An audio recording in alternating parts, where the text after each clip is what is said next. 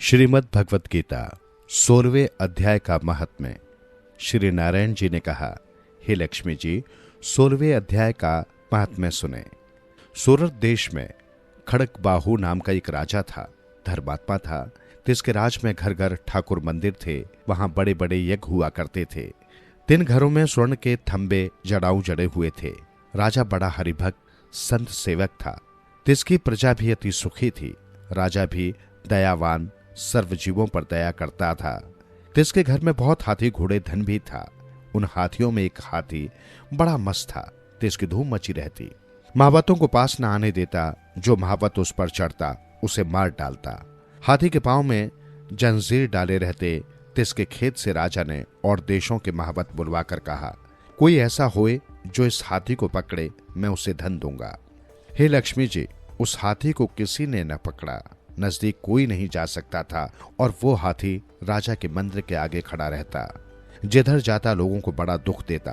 जो भी उसके आगे आता तुरंत मार डालता। वन में जाए तो वन के पशु पक्षियों को मारता। नगर में लोगों को मारता। जहां रहता बड़ा उपद्रव करता।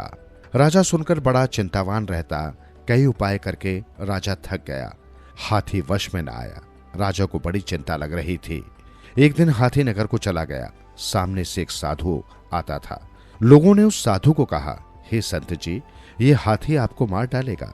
संत जी ने कहा, देखो मुझ में श्री नारायण जी की कैसी शक्ति है।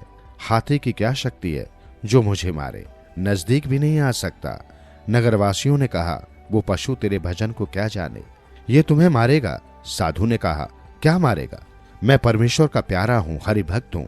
जो परमेश्वर से विमुख है तिनको मारता है। और ये भी मेरा ज्ञान है, जो मेरी मृत्यु इसी से है तो अवश्य मरूंगा। बिना आए कोई नहीं मरता।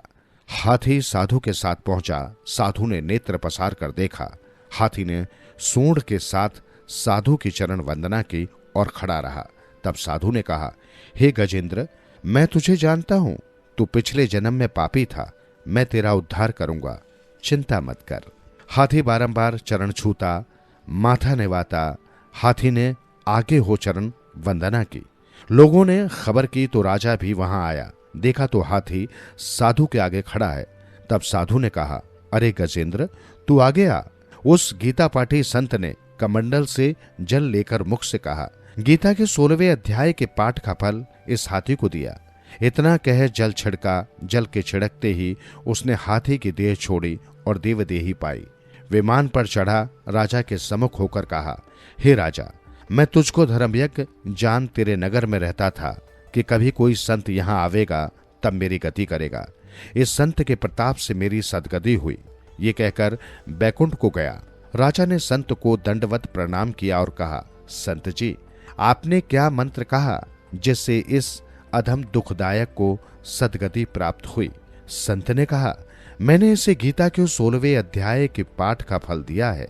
मैं नित्य ही पाठ किया करता हूं। राजा ने पूछा, हाथी पिछले जन्म में कौन था? साधु ने कहा, हे राजा, ये पिछले जन्म में एक अतीत का बालक था। गुरु ने बहुत विद्या पढ़ाई, बड़ा पंडित हुआ। वो अतीत तीर्थ यात्रा को गया। पीछे उसकी शोभा बहुत हुई।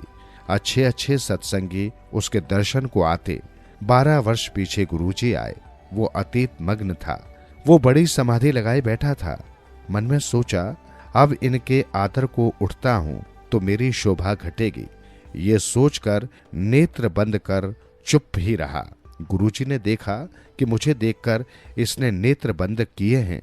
ये देखकर शाप दिया। कहा, रे मंदमती, तू अंधा हुआ है? मुझे देखकर सिर नहीं निवाया और न उठकर दंडवत की है। तैने अपनी प्रभुता का अभिमान किया है, सो तू हाथी की जून पावेगा। ये सुनकर वो बोला, हे संत जी, आपका वचन सत्य होवेगा, पर ये कहो मेरा उद्धार कैसे होगा? गुरु को दया आई। कहा, जो कोई गीता के 16वें अध्याय के पाठ का संकल्प कर तुझे देगा तब तेरा उद्धार होवेगा। ये सुनकर राजा ने भी पाठ सीखा और अपने पुत्र को राज देकर आप तप करने लगा। वन में जाकर 16वें अध्याय का पाठ नित्य करता। समय पाए राजा सदगति को प्राप्त हुआ। श्री नारायण जी कहते हैं, हे लक्ष्मी जी, ये 16वें अध्याय का फल है।